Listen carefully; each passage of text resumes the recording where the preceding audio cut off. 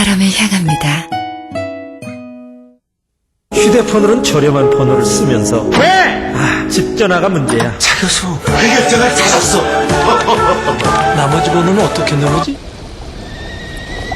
집 전화도 처음부터 00700. 자는데 전화 오면 화나죠? 국제전화도 똑같아요. 자, 특별강사. 누구야? 나 자야 돼. 사랑해. 요즘에 진짜 사랑이야, 사랑해. 자는 사람 깨우지 말고 시차 확인. 국제전화 처음부터 00700.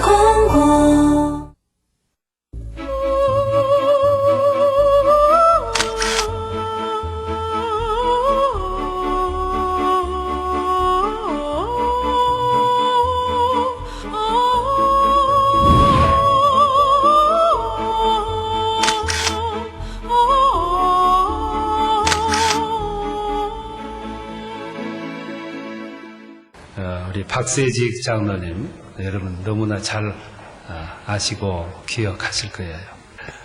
총무처장관, 체육부 장관, 안기부장, 서울시장, 14대, 15대 국회의원 지내시고 88 올림픽 조직위원장, 또 월드컵 준비 조직위원장, 뭐 한두 가지가 아니에요. 나오실 때 큰 박수로 영접하겠습니다. 저는 1933년 이제 경상북도 구미시 인농동의 그 산골짜기 작은 마을에서 한 그 농사 짓는 농부의 아들로 이렇게 태어났습니다. 그런데 저희는 어릴 때부터 그 부모님의 사랑을 많이 받았어요. 제가 5남매의 장남이었는데 저희 큰아버님 되시는 분이 이제 그 내외가 자제가 없었어요. 그래서 제가 양자를 가게 됐습니다. 근데 그 양부모님도 말이죠. 그렇게 저를 아끼고 사랑하고 뭐 요즘 어떤 부모님 못지않게 이렇게 자녀에 대한 특히 그 교육열이 높으셨어요. 그래서 저를 데리고 말이죠. 그 해방된 그 다음 해에 시골에서 무작정 하여튼 자녀 공부시키기 위해서 부산으로 내려가셨어요. 그래가지고 이제 부산에 혹시 가보신 분은 아시겠지만은 그 부산진이라는 역이 있어요. 거기서 이렇게 그 북쪽을 보게 되면 산 비탈이 있는데 그 언덕에다가 집을 짓더라고요.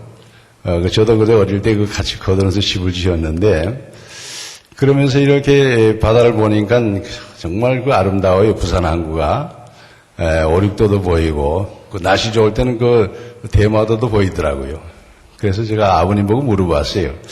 왜 여기 언덕바지에다 이렇게 사람도 없는 데 와서 집을 지으셨냐고 그랬더니 우리 아버님 하신 말씀이 우리가 일본 사람한테 이렇게 압제를 당했는데 우리 국민이 좀 더 깨어야 되지 않겠느냐. 힘을 길러야 된다.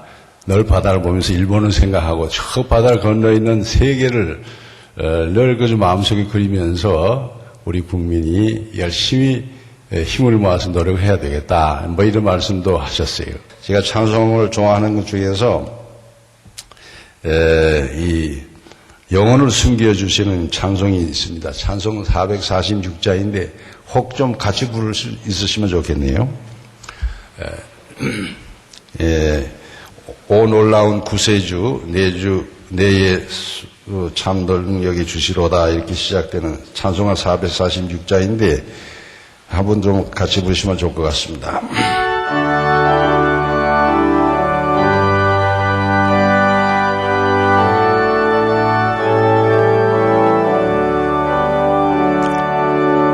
오 놀라운 구세주의 주 예수 참 능력의 주시로다 큰 바위 및 샘솟는 물가스로 내 영혼을 숨기시네 메마른 땅을 얻어 걸어가도 나 피곤치 아니하며 그너의 영광도 내가 이를 대며 큰 바위 위에 숨기시고 주 손으로도 보시네. 제가 사단장을 백골부대라고 불리는 3사단장을 지냈습니다. 그때 말이죠. 지금 철원에 있는 3사단이 어떻게 됐냐면 최전방에 이제 그 부대가 이렇게 배치되어 있는데 우리의 높은 고지는 한 500고지밖에 안 돼요. 근데 그 비무장지대 너머에 저게 그 북쪽에는 오성산이라는 산이 있는데 이게 1000m 고지. 그러니까 1000m 고지에서 우리 500m 고지는 마치 2층 집에서 이렇게 아래층으로 내려다보는 그런 경우란 말이죠. 그러니까 늘 그 감제를 당하니까 우리 장병들이 그 사기가 죽어 있어요. 그리고 또 뭐 하는 일거수일통을 전부 다 저기 보고 있으니까 이게 만날 거 간섭도 왔다 갔다 하고 말이죠. 이렇게 해가지고 어려움을 당하고 그러더라고요. 그래서 그런가 하면 최전방에 있는 우리 장병들이 교회가 없어서 주일날에도 예배도 보지 못하고 이게 안타깝더라고요. 그래서 제가 이제 그때도 뭐 늘 새벽기도 나가면서 기도를 같이 하고 이러는 가위에 하나님께서 어떤 계시를 주세요. 전방에다가 이 교회의 그 환상을 또 보여주시고 하나 십자탑의 모습을 보여주셔서 제가 한 그 현장에 가보니까 거기다가 교회를 세웠으면 참 좋겠다는 생각이 들어서 이것을 교회를 세우려고 이렇게 보니까 그 옛날에 6.25 때 이 전차 기동로가 주 접근로가 되어서 그게 전차 지뢰지대가 많이 그 지뢰가 묻혀 있다는 거예요. 그러니까 교회 세우다가 지뢰가 폭발되면 안 되지 않습니까? 이게 기도를 하고 있는데 우리 신우의 우리 장병들이 말이죠. 이 사단장님 그 기도하는 제목을 제가 우리가 잘 아는데 우리가 나서서 그 교회를 짓겠다고. 그래서 제가 참 그 뜻을 받아들여 가지고 이제 교회를 짓게 됐는데 교회를 짓는 동안에 전차 지뢰를 200발이나 이렇게 뽑아내는데도 한 발도 사고 나지 않고 이 교회를 세웠어요. 그래서 이제 백골 전선교회다 이렇게 이름을 붙였어요. 그런가 하면은 그 500고지가 되는 데다가 십자탑을 꼭 세우고 싶은데 그것도 엄두가 안 나요. 왜냐하면 이게 경사가 한 40도 가까이 돼가지고 차가 올라갈 수가 없는 거예요. 그것도 기도 중에 있는데 우리 신우의 장병들이 자기네들도 나서서 하겠다 그러면서 이제 도로를 갖다 이렇게 지구작으로 내가지고 차로다가 이제 모든 그 자재를 운반하게 되었죠.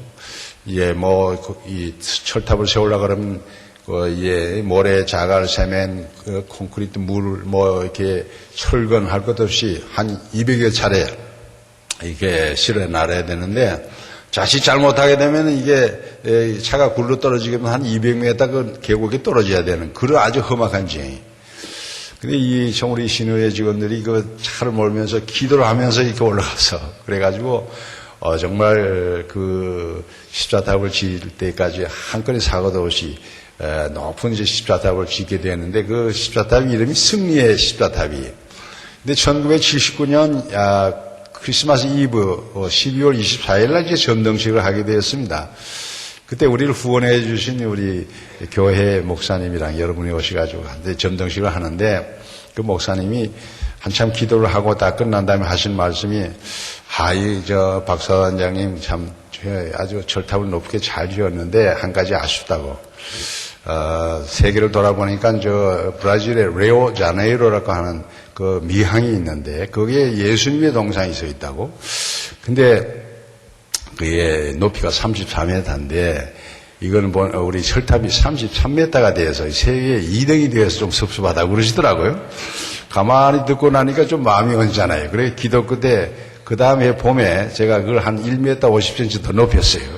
그래서 34.5m로 이렇게 해놨더니 이게 세계에서 제일 높은 탑이 됐다 이거죠. 그래 이 소문이 퍼지니까 그때까지 전방에 저나 먼 곳이니까 우리 사단에 위문 오시는 분이 별로 없었는데 그때 철탑을 세고 나니까 모든 교회들이 기왕이면 세계에서 제일 높은 철탑이 있는데 십자탑이 있는데 가서 예배를 보자 이렇게 된 거예요. 이게 교회가 줄을 이어서 매일같이 오시는 거예요. 그런데 그냥 오시니까 남부여대에서 이제 그 음식이다 마시는 음료수다 가져와서 그래서 찬송을 부르고 또 이국서 오신 권사님도 오셔가지고 통성 기도를 하시고 말이죠. 이 장면들하고 이렇게 예배를 보고 나서는 이제 장면들하고 서로 마주 앉아서 음식을 나누고 이렇게 대화를 하니까 이 1000m 고치 2층 집에 있는 북한군 아저씨들이 이렇게 보니까 이제 자기네도 배고파 죽을 지경인데 이게 울긋불긋한 말이죠. 남녀노소 이렇게 오더니 노래 부르고 찬송인지 뭔지 모르죠. 이 노래를 부르고 말이죠. 이러더니 그냥 회식판이 벌어진데 이것도 하루 이틀이라지 매일같이 그렇게 하니까 이 사람들이 심정이 어떻겠어요. 그래서 나중에는 귀순자도 생기고 그랬어요. 그래가지고 장병들의 사악이 어떻게 올랐는지 십자탑에다가 이제 네온사인을 붙이고 저녁 때는 또 차인별을 울리고 그 적막한 최전방에 네온사인 차인별만 보더라도 얼마나 은혜를 받겠습니까? 그래서 참 기쁜 일이 많이 생겼습니다. 그래서 무엇보다도 제가 은혜를 받은 것은 역시 서울올림픽이겠습니다마는 그 이전에 제가 꼭 드린 말씀이 있어요. 저는 그 십자가를 태우고 참 군성교에도 참 열을 올려고 그리고 나서 영전이 돼서 수도경비사령관으로 이제 영전이 됐는데 제가 한 1년 남짓 근무하게 됐는데 그때 참 수도경비사령관에 그 교회가 없더라고요. 그래서 어떤 교회 후원을 받아가지고 교회를 5층짜리 아주 건물을 잘 짓고 이렇게 교회를 잘 섬겼는데 하나님께서 어떤 여론인지 저를 갖다가 말이죠. 강제로 군대에서 아주 예편을 시키시더라고요. 그 이유는 뭐냐. 제가 지금 미국에서 온 동기생을, 그 부탁을 받아가지고 제가 이 사람을 누구한테 좀 이렇게 이 정부에 있는 사람한테 소개를 좀 시켜줬거든요. 근데 그때 정부가 말이죠. 이 청탁 배격 운동을 하더라고요. 그러니까 청탁을 하니까 이게 비리가 생긴다고 그래서 청탁을 못하게 하는데 이게 어떻게 보안계통으로 보고가 잘못돼가지고 제가 청탁을 했다 하는 이 죄명을 또 얻게 됐다. 근데 사실은 저보다도 그 미국에서 온 사람이 그 혁명 그때 쿠데타가 됐는지 혁명이 됐든지 하여튼 그 오공을 일으킨 분들하고 사이가 안 좋았던 모양이에요. 그래가지고 그 사람을 한국에 땅에 못 들어오게 하려니까 저까지 이제 사건을 만들어가지고 결국은 제가 이 강제 예편을 당하는 이런 일이 생겼어요. 근데 정말 그 군대에서 승승장구하다가 갑자기 말이죠. 날개 떨어진 그 어떤 새처럼 말이죠. 이렇게 되니까 이게 얼마나 비참합니까? 갑자기 그냥 보안 부대에다 연행이 돼가지고 치조를 받고 조사를 받고 말이에요. 이렇게 되니까 정말 참 마음이 착잡하게 그지없고 정말 하나님께 매달려 기도할 수밖에 없더라고요. 근데 이럴 때 되니까요. 그 우리 조사관이 하는 얘기가 있어요. 조사관이 자기도 이게 수년 동안 이게 조사를 해봤지만 이런 거 가지고 군대 예편하라고 하는 건 말이야. 있을 수 없는 거 아니냐고. 나중에 행정소송 하게 되면 이길 테니까 행정소송 하라고 조사관이 그렇게 일러주더라고요. 근데 이게 제가 가만히 철회를 하면서 기도를 했어요.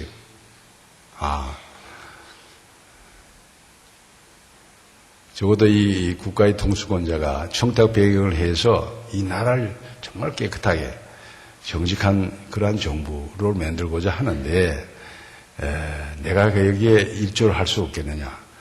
6.25 때 나와 같이 전장에 나가는 우리 전우들은 거기서 나라를 위해서 목숨을 바쳤어. 나는 그래도 살아서 장군까지 되었어. 살아서 나라를 위하겠다는데 하나님의 미랄이 들을 수 없겠느냐. 이런 소리가 들려요. 그래서 제가 그 다음날 아침에 아무 말을 하지 않고 예편서에 도장을 찍었어요. 예편에서의 도장을 찍어야 또 예편이 되는 모양이에요. 그래서 예편을 하게 됐는데 제가 거기서 무엇을 크게 깨달으냐. 저는 또 군인이니까 그렇다 하더라도 저의 아내 되는 가족들을 한번 생각해 보세요. 이 관사에서 사령관 관사라고 참 이렇게 있다가 어느 날 갑자기 남편이 그냥 어디 보안부대 끌려가서 막 조사를 받고 예편을 하게 되니까 얼마나 기가 막히겠어요. 그래서 나는 가족 걱정이 제일 참 났는데 그런데 우리 집 참 아내가 말이죠. 그렇게 의연할 수가 없더라고요. 나중에 알았는 얘기지만은 그 눈물을 흘리는 우리 참모들 가족들을 더 위로해주고 웃음으로써 말이죠. 보따리 다 싸고 이렇게 저희 아파트로 이렇게 이사를 했다고 하는 얘기를 듣고 우리 아내가 좀 신앙이 없었으면 어떻게 그렇게 할 수 있겠느냐. 정말 항상 기도하라 쉬지 말고 기도하라 범사에 감사하라 이것이 주 예수 그리스도 안에서 너희 하나님의 뜻이니라. 또 하나님을 사랑하는 자 그 뜻대로 부르심을 입은 자에게 모든 것이 합력하여 선을 이룬다. 이런 말씀이 계시기 때문에 그 말씀을 믿고 그렇게 태어나고 의존할 자세를 취할 수 있었지 않았느냐 이렇게 생각할 때에 제가 아내에 대한 그 믿음과 그 인격에 대해서 다시 한번 존중하게 되더라고요. 그런데 제가 아내가 그렇게 참 그 중심을 찾으니까 자네들도 동요하지 않고 열심히 그대로 공부를 하고 또 학업을 잘해서 이제 아까 말씀한 대로 자기 진로를 찾아서 이렇게 나갔더라고요. 그래서 저는 좀 억울한 점이 있지만은 아까 얘기한 대로 하나님의 미랄이 오겠다. 하나님의 미랄이 땅에 떨어져서 썩지 않으면 하늘이 그대로 남다. 그나마 썩으면은 많은 열매를 맺는다는 말씀. 그 말씀이 마음에 와닿았어요. 그래서 저는 이제 아내하고 같이 릭사크를 메고 거기다 성경책을 넣고 이제 방랑사갓 김사갓이 아니라 박사갓이 돼서 이제 강원도로 온두비고 돌아다니면서 그동안 뭐 보지 못한 이런 명성고적지를 찾아다니는데 하루는 청와대에서 전화가 왔어요. 갑자기 들어오라고 해서 들어갔더니 최고 통수권자가 하는 얘기가 내가 아무래도 이상해서 다시 조사를 시켰더니 이 내용이 너무나 과장이 되어서 이렇게 참 강제 예편하는 결과를 가져와서 대단히 미안하게 되었다고 이렇게 위로를 해 주시더라고요. 1983년 10월 9일 한글날 저 버마 지금의 미얀마죠. 거기에 이제 북한 공작원에 가서 이 다이나마이트를 그 아웅산 묘소에다가 이게 설치를 했는데 거기 우리 대통령 일행이 거기 가서 참배를 하게 되었단 말이죠.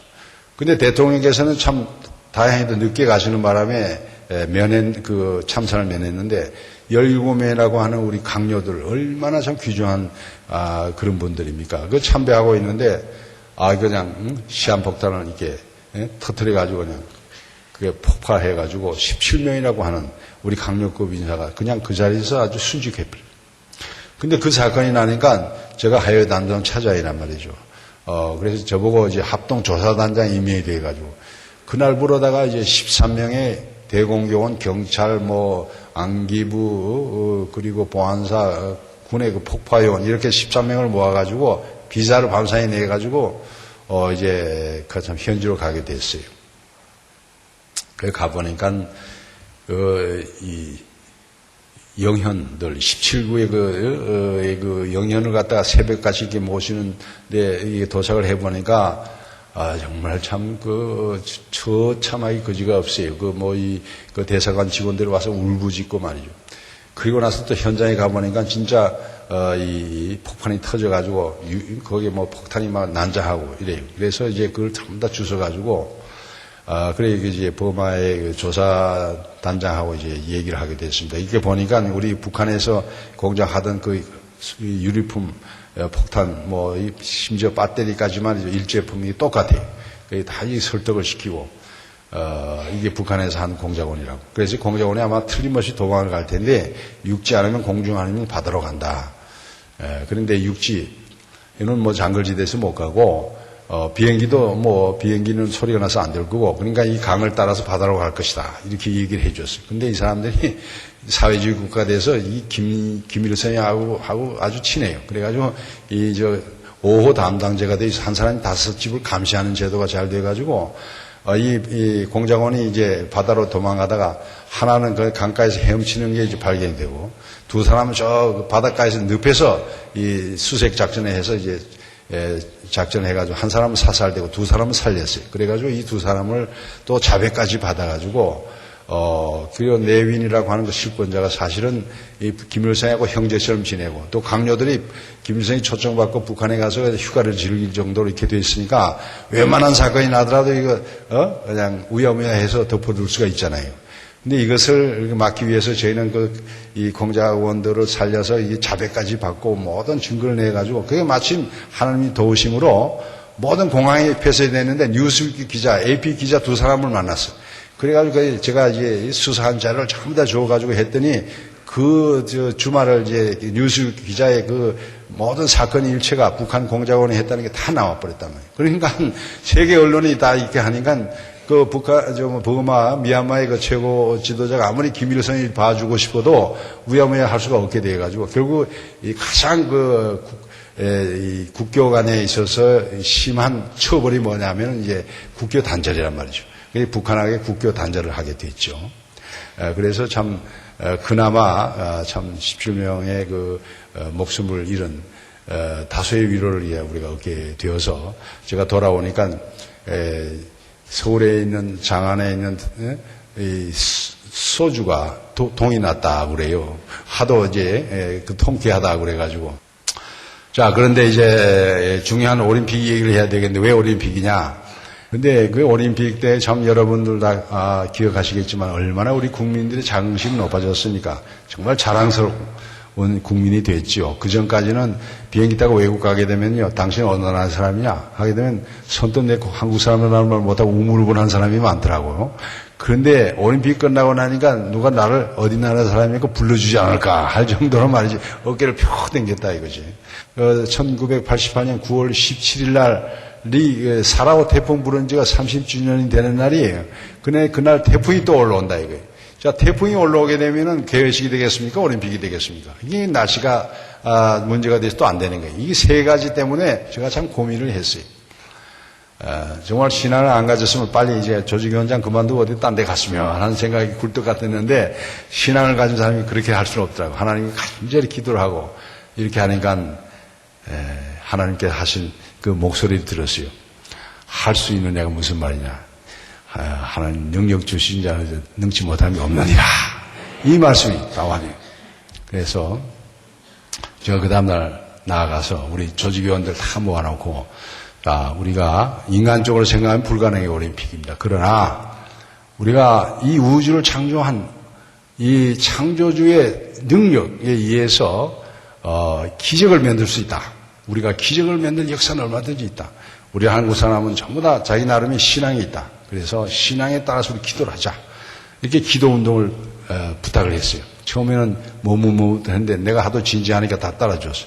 그리고 참 저보다 앞서서 우리 기독교계에서는 말이죠. 이게 선교의 장을 만들어야 되겠다. 그래서 기도 운동 많이 하셨거든요. 그래서 또 이제 올림픽을 위해서 기도를 해달라고 부탁을 했습니다. 그 어떤 권사님은요, 저기 잠실 주경장에서 밤중에 새벽 막 전화가 왔어요. 들어가려고 하니까 그 경비원들이 말린다 이게. 그래서 전화를 받아보니까 거기 가서 기도를 하기 위해서 철학 기도를 하기 위해서 들어간다. 왜 그러냐고 그랬더니 올림픽을 강행하게 되면 그 운동권 학생들이 개회식 하느라 잠실 주경장 꼭대기 올라가서 신나 뿌리고 자살하겠다고 이렇게 하니까 그때 자살하는 게 유행이 돼가지고 서울대학교에 2층에서 자살하는 사람이 많았잖아요. 순번까지 정해놓고. 이게 예산 일이 아니거든. 그래서 권사님이 가서 철학 기도를 하시더라고요. 그런가 하면은 지금 뭡니까? 성화대 있죠, 성화대. 이게 이제 86 아시아 경기대회 할 때는 구매에 따라 이제 외소했어요. 그래가지고 이 성화를 붙일 때 어떻게 붙이는가 했더니 그러니까 올림픽에서는 이 아시아 대회나 이럴 때 이거 세 가지 비밀이 있어요. 첫째는 뭐냐면 최종 주자가 누구냐. 근데 성화를 어떻게 붙이냐. 마지막으로 흑자나 적자나 이게 비밀이거든요. 근데 이제 86 아시아 경기대회는 9m짜리 거기니까 어떻게 불 붙이냐 그랬더니 서광수 차가 와가지고 말이에요. 사닥다리 올라가서 장재건 선수가 여성에 올라가서 불을 붙였다고 해요.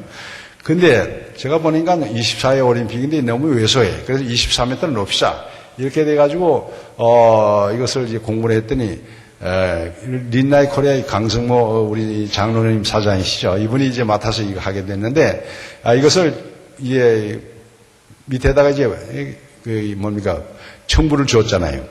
그래가지고 이제 어떤 철공소에서 이걸 맡게 됐더라고요. 그런데 하루는 거기에 가고 싶어요. 그 토요일 날 오는데 비가 와요. 근데 이제 비서관 하나 데리고 이제 같이 이제 저기 영등포의 고적동이라고 하는 그 갔더니 그 공장에 이만한 이 교회만한 부지에서 말이죠. 24m 이걸 연결을 하고 있는 게 작업을 하고 있는데 그 비가 오는데도 그 십수명 되는 근로자들이 한눈을 팔지 않고 열심히 일하는데 제가 감명을 받았어요. 나중에 알고 보니까요. 그 교회가 안에 그 공장에 장에 이종월 씨라고 하는 젊은 사장이신데 그분의 부인 되시는 분이 교회 집사예요. 그래가지고 우리 참 공장에서 이 역사적인 말이지 이 성화대를 제작하게 된 게 얼마나 영광스러우냐. 그래가지고 새벽 기도를 늘 나가시면서 하루에 한 끼씩 금식을 하시더라고요. 이게 다 퍼져가지고 근로자들이 아주 진지하게 이렇게 근무를 하더라고요. 저는 그 얘기를 듣고 돌아오면서 제가 회개를 많이 했어요. 적어도 안수 집사고 장로격에 있는 사람이 말이지, 과연 금식을 한번 해봤느냐. 이렇게 참 하나님의 음성을 들으니까 제가 회개를 했어요. 그래가지고 올림픽 할 때까지 금요일 날 3끼를 굶어서 이제 금식을 했습니다. 근데 이제 뭐 누워서 금식하는 게 뭐 3끼가 큰 문제가 안 되는데 활동을 하면서 얘기를 하고 뭐 서류 결제도 하고 경기장 찾아다니고 사람을 만나고 이게 금요일 되는 날이면 아주 힘들더래요. 근데 매일 저녁마다 8시가 되면은 개시, 폐시, 안무가 선생들 다 모셔가지고 그때 뭐 이어령, 우리 그때 선생 교수님을 비롯한 여러분들이 오셔서 그분도 자원봉사니까 일을 할 거 다 하고 저녁에 와서 저 플라자 호텔 3층에서 도시락을 자시면서 이제 대형을 어떻게 하고 복장을 어떻게 하고 이게 논의를 한단 말이죠.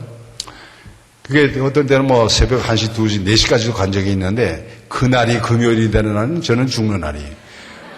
왜냐하면 이게 속은 다 비었는데, 이건 좀, 이게 견딜 수는 있는데, 졸음이 와서 안 되겠더라고요. 앉아서 굽고 졸리는 거예요. 그래서 제가 비서관 보고 연극을 좀 했죠. 내가 좀 그런 기색이 있으면 무조건 쪽지 가지고 들어와서 전화 왔다 그러고 데리고 나가라고 말이야. 그래가지고 나가서는 또 한 2, 30분 동안 뭐 허벅다리 꼬집고 말이야. 이래가지고 다시 들어와서 사회라고 이랬어요. 그러나 그러한 고통이 뭐 참, 예수님의 십자가의 고통에 비할 수가 있겠습니까? 그 생각을 하니까 또 그 잠이 살 깨더라고요. 네. 그러한 이제 참 경험도 했는데, 이러한 그 기도 운동이 벌어졌어요. 저는 저 침례교회 실업연회를 여러분들 모시고 저기, 제주도 서귀포에 가서 철야 기도를 했어요.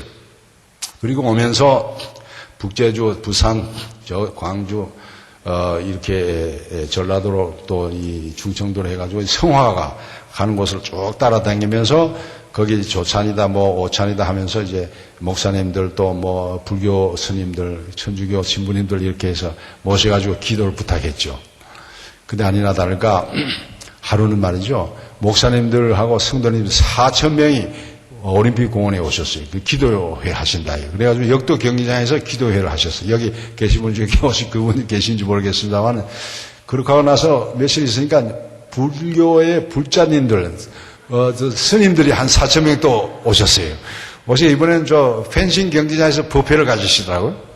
또 얼마 있으니까 우리 김수환 추기경께서, 신부님들 모시고 와서 기도를 해 주셨어요. 이 종교 지도자의 위력이 큽니다. 왜냐니까 이 정치하는 분도 다 종교가 있거든요. 그 종교 그 최고 높으신 분이 올림픽을 위해서 기도를 하는데 자기가 반대할 수 있어요? 그러니까 이거 서울 올림픽은 안 되겠다. 협조할 수밖에 없다. 이런 마음이 절반 돌아섰는데 마침 IOC 사만한지 위원장 뭐 부탁을 해서 조산을 모셨거든요. 이 3당하고 그때 여당 지도자까지 다 모셔가지고 IOC 사만한지 위원장이 올림픽에 대해서 협조해달라. 이렇게 명분이 생겼어요. 그래가지고 이제 정치권에서도 올림픽을 이제 협조하자. 이렇게 된 거예요. 자, 정치의 지도자들이 이렇게 하자고 그러니까 운동권이 설당이 어디 있어요. 운동권들도 야, 올림픽만은 안 되겠다. 그래서 이제 올림픽 때는 협조하게 되고, 올림픽 끝난 다음에 또 이렇게 하게 됐습니다만은. 그런데 놀라운 것은 장안에 있는 소매치기 아저씨들이 모여가지고 단합대회를 다 했어요. 우리가 아무리 하지만은 이게 올림픽 기간 중에 우리가 이걸 할 수 있겠느냐. 이래가지고 결의를 다 해가지고, 아니는 게 아니라 이게 종로 경찰서 서장한테 물어보니까 진짜 그렇게 했어요. 그래서 올림픽 기간 중에 돈을 맞은 게 없어. 뭐 신고된 게 하나도 없어요. 그런데 LA 올림픽 때는 말이죠. IOC 위원이 3 맞았어요. 94년 그러니까 96년 애틀란타 올림픽에서는 우리 체육부 직원이 또 3 맞았어. 98년 월드컵 때 제가 조직위원장을 그제 파리에 갔는데 또 우리 조직위원이 직원이 또 3 맞더라고. 그러니까 이 선진국 수리꾼하고 한국 수리꾼하고 질이 다르다고. 이 한국 사람 하겠다고 그러면 말이죠. 자기 직업도 던지고 이게 하는 분들이에요. 그래서 난 올림픽 끝난 다음에 그분들 한번 모아서 한번 좀 간담회라도 갖고 싶은데 아직 못 가졌어요. 근데 고마운 거는 운전기사 아저씨들.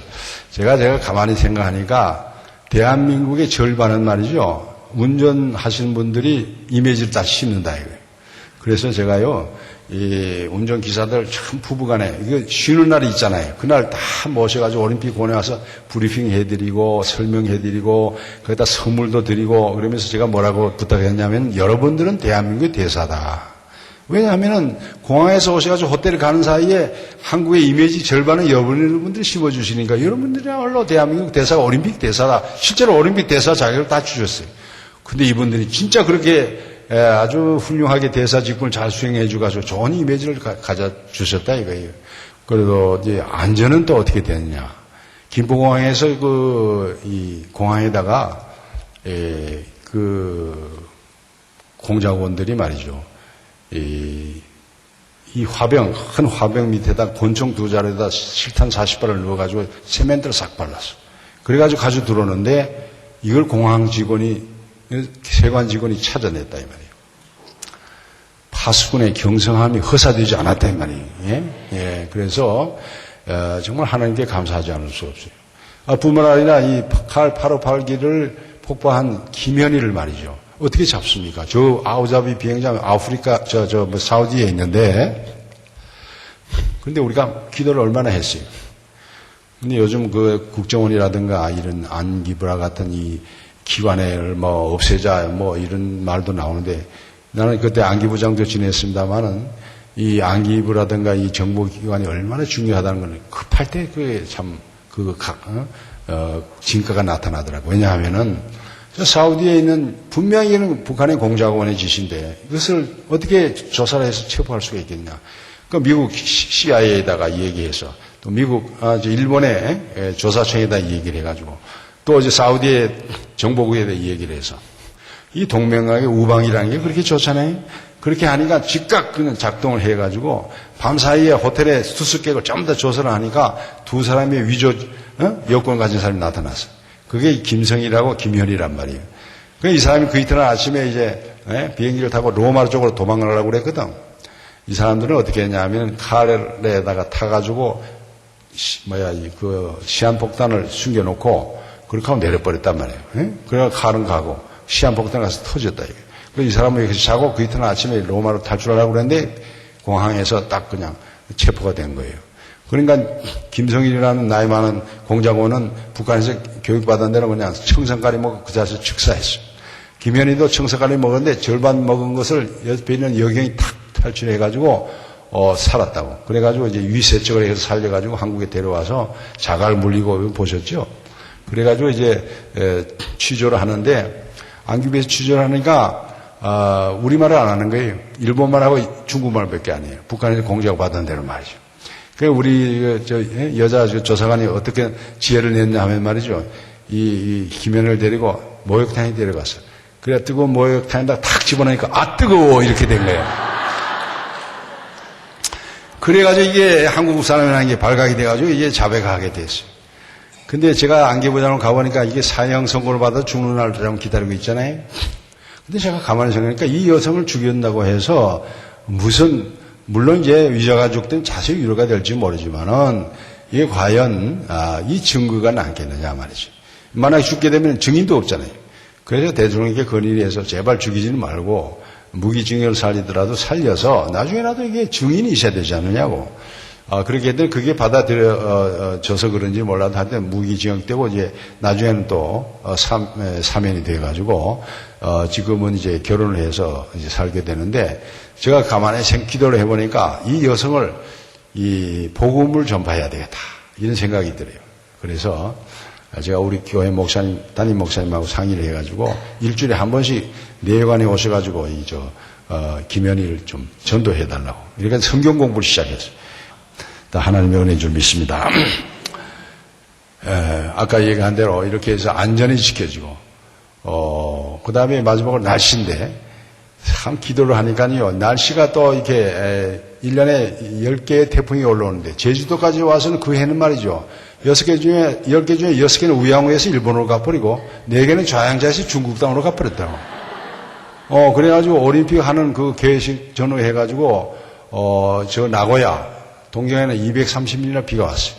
올림픽 기간중에 말이죠. 근데 우리 한국에는 올림픽 기간중에 비가 안 왔을 뿐만 아니라 올림픽 하루 전날 소낙비까지 내려주셔가지고 요즘 하늘에는 말이죠. 비가 안 온다고 그래서 푸른 하늘을 볼 수 없잖아요. 근데 하나님께서 비를 내려주셔가지고 하늘에 있는 구름을 다 쫓죠.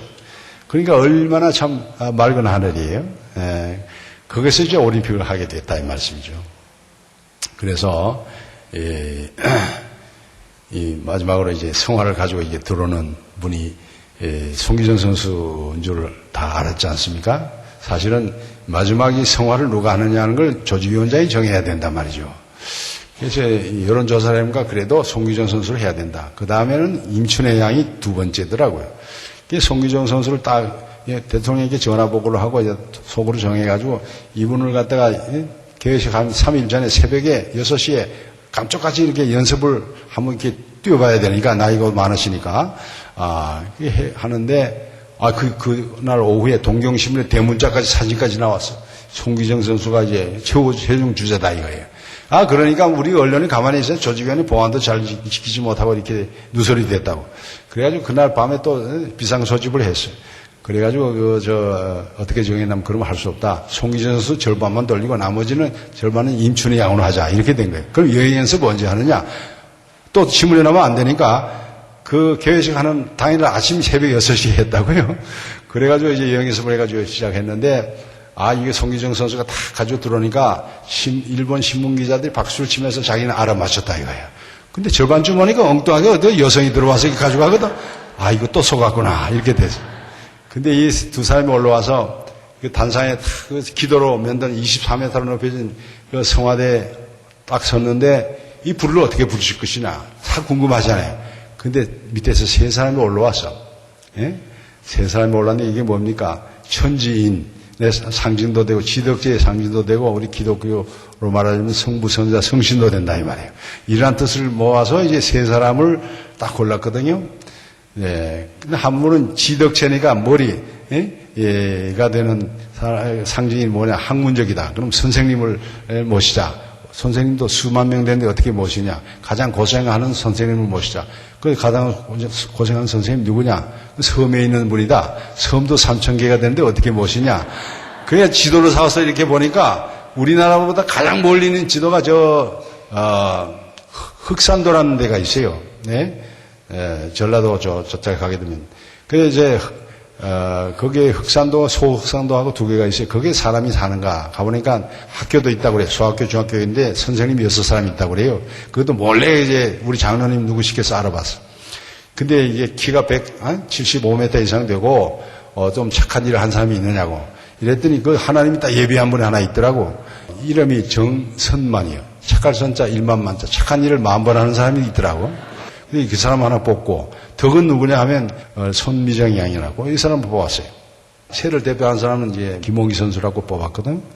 그렇게 이렇게 해서 뽑아놓고 보니까 어떻게든 이 5사람의 송기정 선수, 임춘혜 양하고 이 3사람, 5사람의 그 화합이 어느 정도 됐냐면 이게 보십시오. 정선만 씨는 서쪽에서 호남에서 왔죠.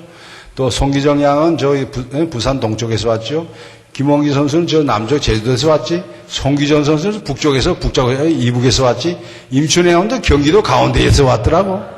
야, 이건 뭐 저는 생각하지 못했는데 이게 지역적으로 화합이 됐다 이거예요. 그래가지고 정말 서울올림픽이 진짜 화합의 올림픽이 된 것이죠. 근데 이 3사람이 올라가서 불을 붙이는 그 순간에 그 축하 비행하는 그 장면이 너무나 아름답고 너무나 그 시간상으로 완벽했다 이거죠. 그래서 IOC 출입하는 The Times지 런던에 그 기자가 한 말이 있어. 이거는 신의 작품이지 인간의 작품이 아니다. The work of God. 그러면서 서울올림픽이야말로 소울올림픽, SOUL, 영혼의 올림픽이다. 이렇게 극찬을 해 주셨습니다. 그래서 저는 우리 서울올림픽을 영혼의 올림픽으로 이렇게 만들어주신 하나님께 늘 감사를 합니다.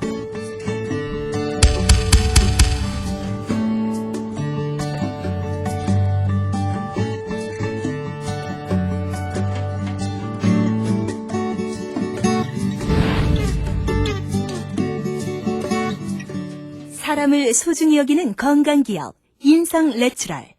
인성내추럴이 함께합니다. 정직과 성실한 믿음의 기업 동구제약, 동구제약이 함께합니다.